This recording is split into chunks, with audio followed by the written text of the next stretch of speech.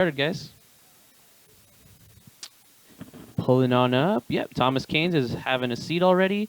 And Christopher... Oh, looks like we're going to have to shorten his name. Doesn't quite fit on the layout. Chris Babalan it is. Thomas Kainz. Both of these players are 2-0. We're moving into round 3. Now, Chris Babalan's on Infect, so for Thomas's purposes, we may not be keeping track of his life total per se.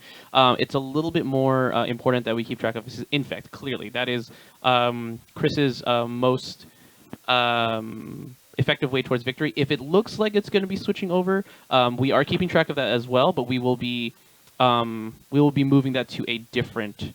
we will make that relevant on screen when it becomes that such. Alrighty, so in anticipation, we're going to go ahead and do this. All right, so Infect at 0 currently. Thomas Kainz, however, let's see. So Goblins has a lot of tools to fight through what would normally be a problematic matchup in general, but it definitely has a lot of really great cards here. He definitely has Tarfire, which is tutorable with Goblin Matron, and then he has Tin Street Hooligan, which can get rid of maybe... Oh, actually, never mind. So he has Sting Scourger, which is very good, and I mean, he's got Gem Palm Incinerator, which is great. And he's got access to quite a lot of ways to make it very difficult for Chris to kind of deploy his strategy. I think post sideboard, let's see. Post sideboard, we have a little bit more the same. There's a confusion in the ranks. Oh my goodness, we're going to get that. And in Chris's sideboard, to kind of deal with the Goblin Menace, I suppose Pithing Needle is pretty decent. Teferi's Response probably pretty good as well. Verding Corruptor, maybe? Not too much, but a crop rotation may prove very vital here, so we'll see how it goes. Players are shuffling up for round 1.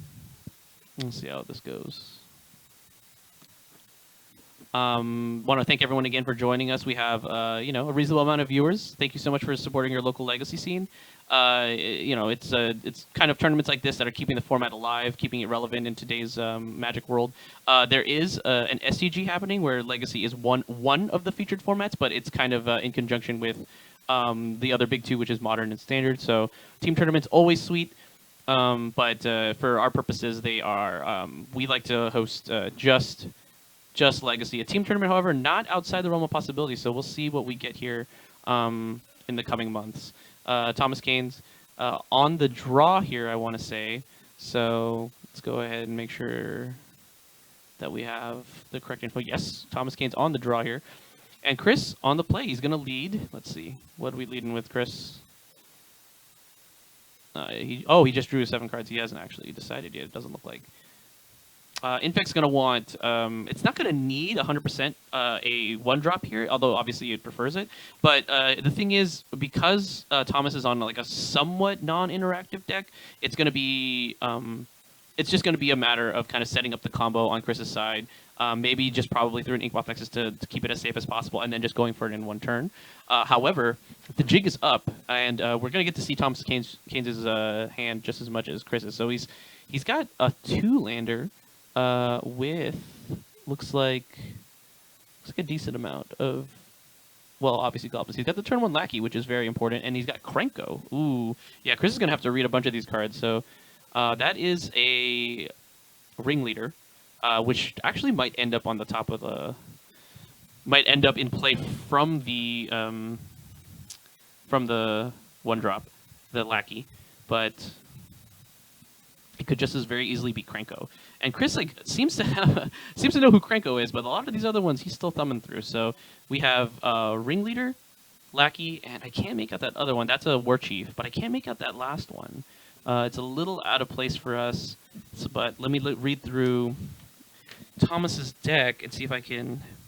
Ooh, Sharpshooter is really good against Infect, actually. So I don't think it's a Sharpshooter, though. I just can't see it. But we'll see when it's in play, it'll make more sense. So Chris drops to 18 here, drew his card, just wanted to jot down Thomas's hand. Now he's going to go ahead and go to 17? Yes, goes to 17, and he's going to cast Glistener Elf off of a tropical island, or does he have a Singleton Forest? He probably, yeah, he has a Singleton Forest, but it's not going to matter too much against Thomas. Thomas does have access to Wasteland. He has the 4, but here's the thing. I think this is still reasonable. And actually, what also might be reasonable is there's a chance Thomas also just wants to run out, or that I'm sorry, that Chris is going to block this Goblin Lackey, or vice versa. Thomas might block this Blighted Agent. Either way, I don't think the Goblin Lackey is going to be able to generate too much card advantage for Thomas, which is unfortunate, but it is what it is.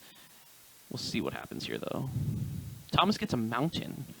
Instead of choosing not to reveal either of his dual lands. One is a Taiga, one is a Plateau, so he has access to some of those cards in the sideboard. Also turns on his Tin Street Hooligan with Taiga at least.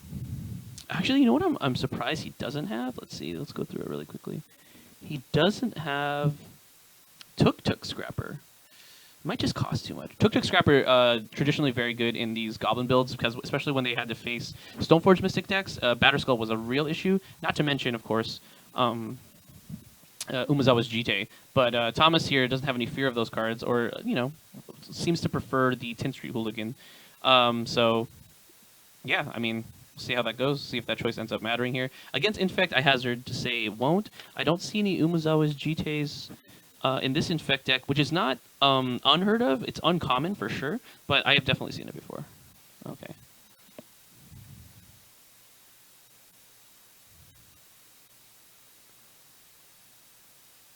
All right, let's see what's going on here.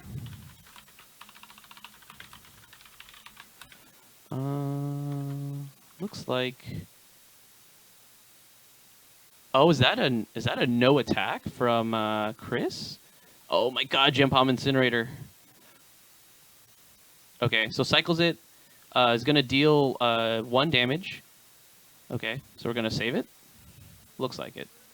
Looks like we're going to Blossoming Defense, and I think that's actually fine. I think Thomas is that's fine for Thomas. He doesn't want to attack anymore, but he's okay with that. Thomas thinking though I wouldn't say for no reason, but certainly I think there's more value in just holding it. And it also seems Chris has a Daze, so doesn't look too great for Thomas right now. Obviously, like, there are quite a few different there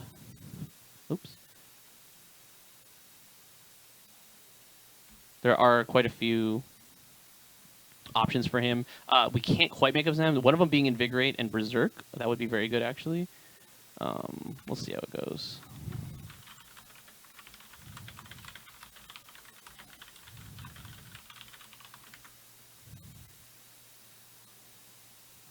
Let's see.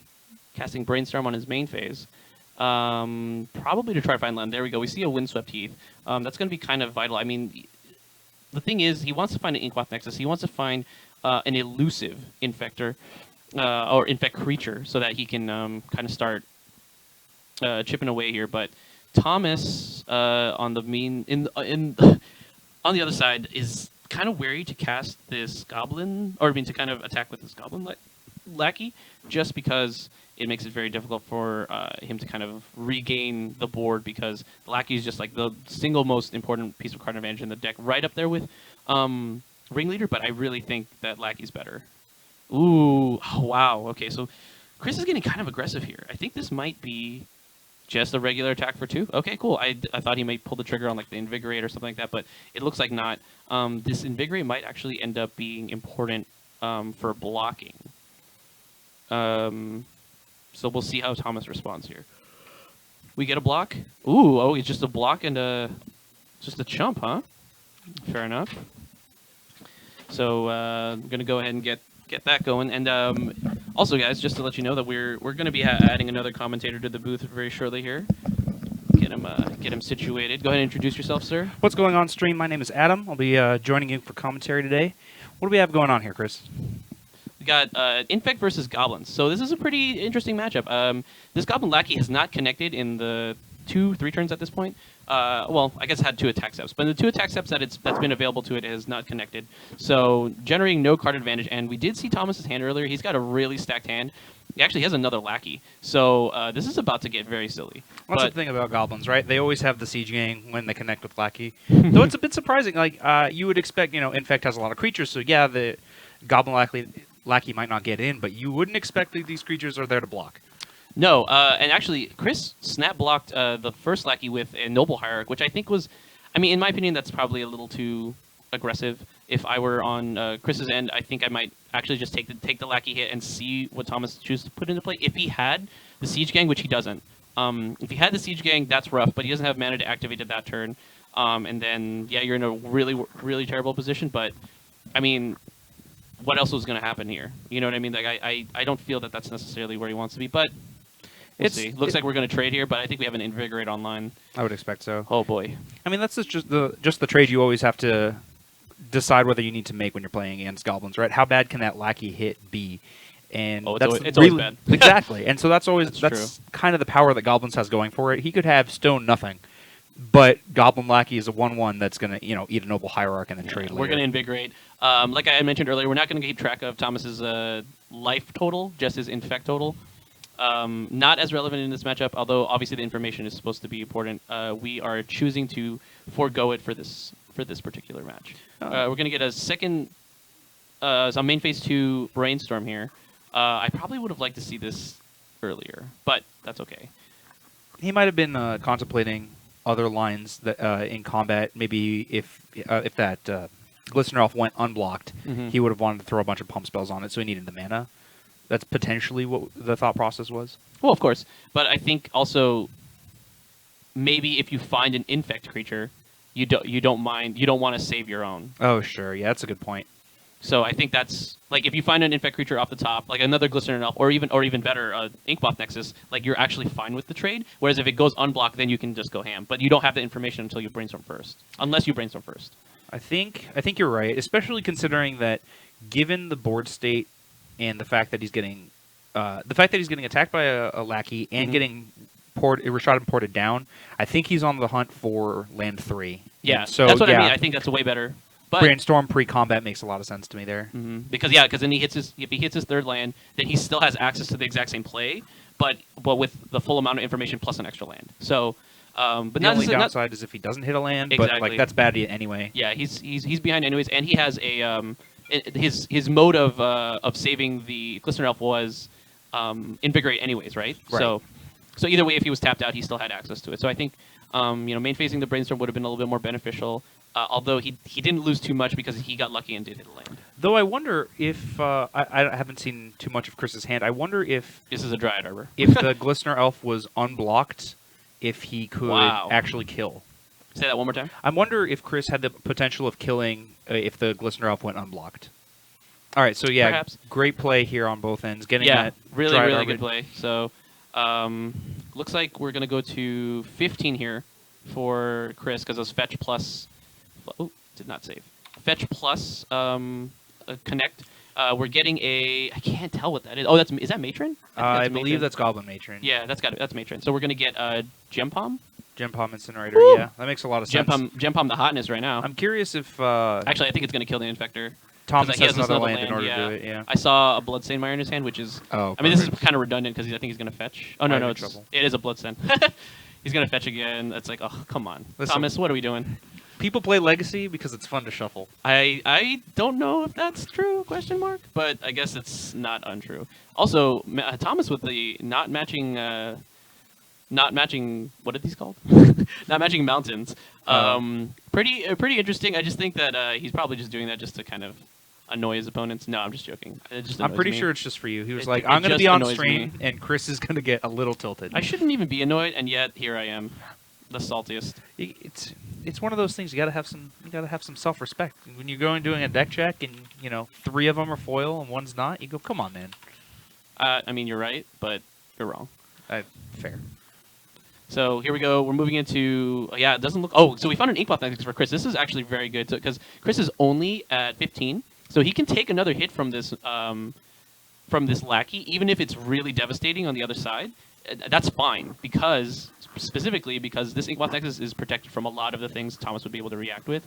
However, I think the good news though for Chris is that unless Thomas's top card was Siege Gang Commander, he's relatively certain that one's not coming in. If he had a Siege Gang Commander last turn, instead of the Goblin Matron, that would have come in, and he can, sacrifice one of those Goblin tokens to take out the Infector instead.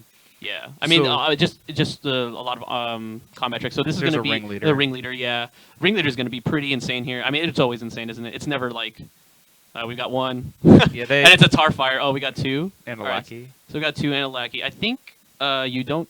Maybe you don't cast either of those. I don't know. Depending on your hand, that well, you definitely right. don't. Oh, okay. Oh, another port. Yeah, I think you don't cast anything. You don't cast anything here. Yeah, I think the port's actually very, very, very good here. The only thing that's bad against is Blossoming Defense.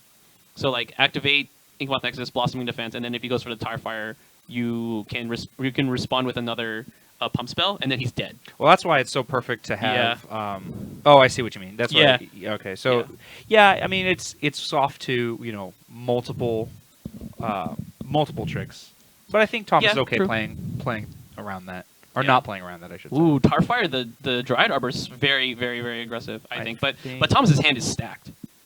Thomas's hand is very good. Looks like Chris is just going to go ahead and take it. It's one. Is it Goblin Matron a 2/2? It is. It's a 1/1. Oh, is it? So 1, 2. So it's 4. So he's going to go to 10. Yeah, that attack of, you know what? If you want to animate that Inkmoth Nexus and block my lackey, it resolves. So like, no War complaints. Chief comes into play from lackey, and then we're going to port both of these. Okay, yeah. I think this is spelling. He's getting choked out here. I mean, that's kind of like, it has Goblins has a bit of like a Death and Taxes tilt, except its red cards are very aggressive, as opposed to very controlling. But they could be both. Like we saw Gem Palm Incinerator. Having access to Goblin Matron and Lackey means that like you can kind of find whatever cards you need in whatever given situation. But the Rishadan ports and the Wastelands are really what kind of set it apart. It almost plays even like a mana denial deck similar to Delver of Secrets. I'm sorry, Temur Delver, to that deck. So, I mean, let's see what Thomas has got here. This is 2, 4, 5, 6 damage, and he can main phase a Goblin here. Actually, he can main phase Krenko. I know that's in his hand. I see a goblin, another Goblin War Chief also. I don't think that's going to be coming in. No, I don't think either of those are coming in. There's a Lackey? He's thinking about putting that in. It opens him up too much, I think. But yeah, I think a Lackey's a fine response, because then you can double port again anyways. Right, and still get to put in, things like your War Chief and Krenko. No, he's going to cast Mog War Marshal. This is the EMA version. Oh, sure. The Goblin War Chief. Yeah, so both of these are going to have haste because of the War Chief, obviously. War Chief, I think... It's interesting because you play Vile, you don't think it's like one of the important cards in the deck, but it is very important. The haste is super huge, and the fact that it makes your goblins cost less is pretty relevant. Of course, yeah. When you don't have the Vile, it's very important. I didn't see what the spell was. I didn't catch it. I think he's reading it right now. I think this is a reader. That is another War Marshal. No, what is that? Yeah, I do not recognize that art. Let's see. Let's take a look through this list. Could it be Sharp? I don't think it's Sharpshooter. Wow, Thomas is tapping low. No, it costs 1. Oh, it might be Skirk Prospector. It might be costs 1 red. That's what he paid. Oh, sure, obviously. I don't think it's Skirk. Oh, it might be Skirk Prospector, which doesn't not make sense. I guess I don't see. So Chris, if he's contemplating, really, he's gonna force a will this. I don't know what he gains by force of willing, but at the same time, yeah, this is one of those spots where you feel you have to do something. Is there really a point? Yeah, okay, so we're going to go on and get a Gooding 2 here. We're going to get our players reset, but that was, I mean, it's difficult because we don't see Goblins very much, so it's hard to kind of commentate on their, like, how good the matchup is for Goblins, but I imagine it's fairly good. They're very proactive. So I'm going to talk about Thomas's sideboard here. I think we talked about it a little bit earlier. Confusion in the ranks is not coming in. I very highly doubt it. That's definitely not coming in. A lot of people would want to see that just for the shenanigans, but we're not into that. I can see Croissant Grip coming in. Pyrokinesis is probably very good, although, we'll see. So Pyrokinesis is probably very good. It seems good. I like that a lot. Red Elemental Blast. No, we're not going to want Rest in Peace, but Tin Street Hooligan, no, probably not. Let's see. Adam is going to be leaving us just for a moment while we're looking at the sideboards, but yeah, I definitely like Croissant Grip because it's going to deal with either an artifact or an enchantment that are coming in from our Infect player. I mean, he can't be sure, but if it's hitting Inkmoth Nexus, we like that. Pyrokinesis, yeah, I think actually we do definitely want Pyrokinesis. There's a lot of ways to kind of to turn that card on, even if you're only 1-for-1ing, 2-for-1ing yourself to get rid of one Infector. As long as you don't die, the Goblins player can always like reload very quickly. And Tin Street Hooligan is an interesting choice, but I don't think so. I think the only thing it would get is really the Inkmoth Nexus, but I don't know how you would do that at instant speed. I'm just not super familiar with the deck.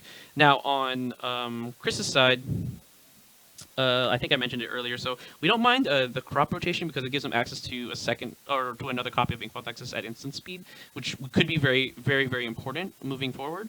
Pithing Needle seems fine. We're going to want that. Seal of Primordium, probably not. Teferi's Response is pretty good because it's going to counter either a Wasteland or a Rishadan Port activation, and that's particularly good. I think we might want the Teferi's Response. And then his own Crozon Grip, maybe? I doubt it. There's only one thing that he can really hit, which is Aether Vial. Everything else is kind of... Yeah, no, there's nothing else, to be honest. I wouldn't say that Thomas even wants... for example, Rest in Peace because it turns off Become Immense, and that's the only card in the deck that it turns off. Yep, that's it. So I think we're going to see a minimal amount of sideboard cards from either player here, although as sideboard cards tend to do, especially in Legacy, they're super high impact. So if we see any of them, they're definitely going to make their mark on the game. But now we're going to go ahead and move on to Game 2. Thomas up 1-0 versus Chris Babalan. This is Goblins versus Infect. A fairly uncommon matchup, but we're going to see kind of how it develops here now that we're in the sideboard games and each player knows what they're playing against. But yeah, for Thomas Kain's part, I don't think he's really too worried. But Adam rejoining us here. Yeah. All right, so let's take a look at Chris's sideboard here. Yeah. A lot of stuff that's definitely not coming on. Bajuka Bog, Karakas, crop rotation. I don't think we need any of that. Unless he's particularly worried about Krenko, which I doubt it. I do like, actually, crop rotation. It just gives him access to an instant speed, another instant speed threat. Like, he can get Inkmoth Nexus, right? Like, oh, sure. And maybe if he needs the blocker. Yeah, that makes sense. Yeah. Then we have Pithing Needle, two Fluster Storm, 2 Surgical Extraction, 3 Spell Pierce, 1 Seal of Primordium, 1 Teferi's Response, 1 Crozon Grip, 1 Viridian Corruptor. So I definitely expect that The response. the Teferi's Response. Yeah. That'll be That's what I was fun to mentioning see. earlier. Mm-hmm. I don't expect too much else coming in. If he expects things like Chalice of the Void, then he might bring in Corrosion Grip, but I doubt, or even Seal of Primordium, but I don't think that he's going to have that on the radar. No, but it looks like here we're just going to lead off with a Glistener Elf, and Thomas unfortunately has to lead with Mr. Taiga over here. It doesn't give up too much information, but it is for Chris's purposes, it is there, right? The Ringleader, turn 1. Ringleader's format. That's a Lackey. Oh, I'm sorry. That's what I meant. Sorry, Lackey. All right. Looks like we're going to go ahead and pitch a Blighted Agent. Woo. Very afraid of Lackey. It's Yeah. just one of the more best card. threatening It's cards. the best card in the deck, I'm pretty sure. Yeah, this is harkens back to the day in Legacy where if your deck couldn't beat turn 1 Lackey, you need to rethink your deck. And Chris is ready. He's not happy about 2-for-1ing himself, but you have to make sure that Lackey doesn't stick. Yeah. As we saw last game, even the medium resolutions of the trigger are still pretty great. Yeah. We've got a Cavern of Souls here, naming Goblin, I'm I sure. assume. Is this going to set... Oh, Skirk Prospector. Skirk Prospector actually kind of scary. It's very good with Mogwar Marshal. It's very good with Krenko, clearly. But it's a way to generate an obscene amount of mana, and it kind of acts, in a way, very Lackey-esque, because it lets you empty your hand. Yeah, it's very explosive. It's one of those things like you can get a very quick Siege Gang Commander into play, and that's just hard to answer. Yeah, actually the Siege Gang Commander fuels Skirk Prospector even more. So there's a lot of cool things that could happen here if we untap with the Skirk Prospector. But my intuition is that is probably not going to happen. It looks like Chris is lining up a kill. No, maybe not. He's thumbing his Brainstorm to the top of his hand, and I think, kind of given what we talked about earlier, I mean, like especially with a combat trick centered deck, brainstorming first seems very, very relevant. Like, seems much more important. Like, yeah, see, so he has a Berserk in hand. I think the debate was whether he wants to spend his, especially colored mana, when he's not guaranteed to have a third land. Oh, he does have a he third. has a third land, Okay, but it he looks has like he's lands. putting it on top. Okay. Because he's at 1. He might have. Invigorate would make it 5, and then Berserk would make it 10. Yeah, see, so for me, he has the Berserk in hand. He just needs an Invigorate to fit, and he'll kill Thomas on this turn. But Thomas does have like a small kind of defense to get that. He can move to blocks, and then if he goes for the Zerg, sack the Skirk Prospector and Tarfire, if that's in his hand. I do not believe it is. Oh, I see. So if he had not cast Brainstorm, then he would have the mana to animate the Inkmoth Nexus to make sure he gets in unblocked, and use a combat trick still. But with casting the Brainstorm, one of those two is going to happen, not both. And I think that was the decision he was mulling over. Yeah, well, yeah, definitely. But I think when you have a fairly certain path to victory, it looks like he does too. He has. I think he found. Oh, the did he find the Invigorate? He definitely has the Berserk. I think we knew that, but I think he found the Invigorate. I think it's the card beneath it, but he needs some form of protection because I wouldn't put it past Thomas to have. I wouldn't put it past Thomas to have the Tarfire here, but I mean, we'll see. I think it's worth going for. In this particular case, you... Oh, okay, so he's just going to send in with the Inkmoth Nexus. He's going to send in with the Inkmoth Nexus. But, I mean, if he doesn't have double Invigorate, then it's just one Infect. Okay, so we're going to get in for the second point. But untapping with the Skirk Prospector, I mean, this is going to put Chris under a lot of pressure. He's at 2 cards, I want to say? 3 cards? 3 cards. He's at 3 cards, and Thomas is at quite a few. He's at 5 right now. That's a Tarfire in his hand. So one of his Infectors is unprotected at the moment, but we'll see how that works out. Given how the pace of the game is going, I think Thomas definitely wants to take one of these off the table while Chris is tapped out, but I can't be sure. It's hard to say. I think if I were in Chris's seat, I would have gone for the kill last turn. Sure, he could sacrifice for the Tarfire, but you trade 2 for 2 and you get a Prospector off the board. Gem Palm not bad here. Because, like I said, he can sacrifice... Yeah, he's got a second Tarfire. So he can sacrifice the Skirk Prospector. Why? I'm surprised he didn't wait to Gem Palm the Inkmoth Nexus. Or I guess do it now while there are no pump spells coming. All right. Ooh. All right, so we're gonna get. So I guess we don't have there is no Invigorate. I think that's what's going on. I thought I saw it, but it's not quite there, which is fine. Chris is quietly whittling away at Thomas's life total or Infect total, and Thomas is on the other side. Ooh, he drew a Wasteland. Very important. Ooh. Oh, please have Teferi's response. One time. Brutal.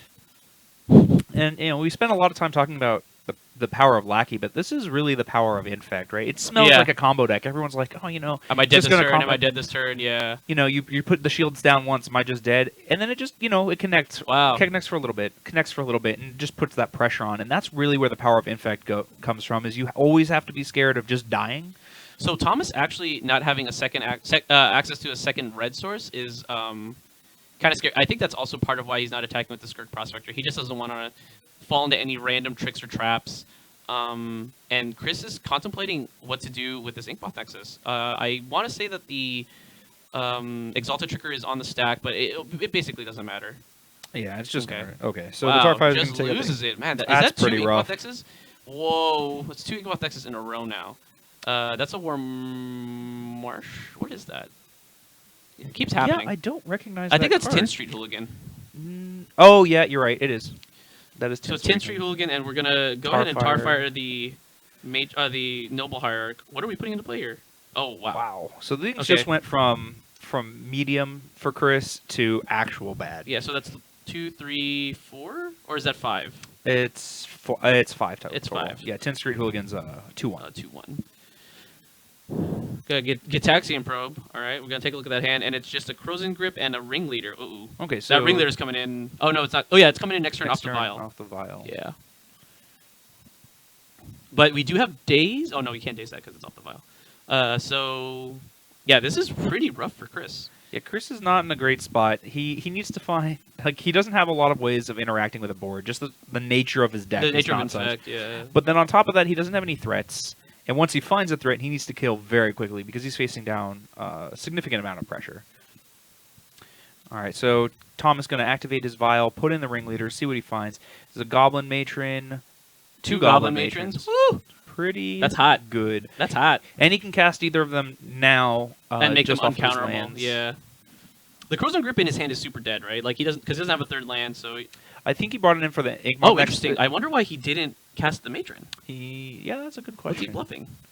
He already cast 2 Tarfires. Maybe a Gem Palm. Yeah, it's probably a Gem Palm. That he's bluffing at the very least. Right. Or a sharpshooter. Actually, a sharpshooter would be pretty sick too, because then he can play second main and then he can have protection up. Oh, but wow, it, yeah. because like my thought process, if Chris has crop rotation here, there's still a path to victory. But Yeah, that's a good point. I think Thomas is probably sacking thinking... some things. Okay. Sacking the ringleader. Okay.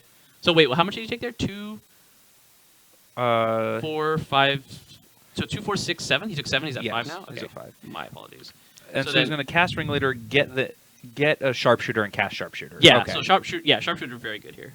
Especially Found the with found the this. line to kind of especially in this position. I mean, like that's there's gonna be a game. hint. Sharpshooter's for sure game.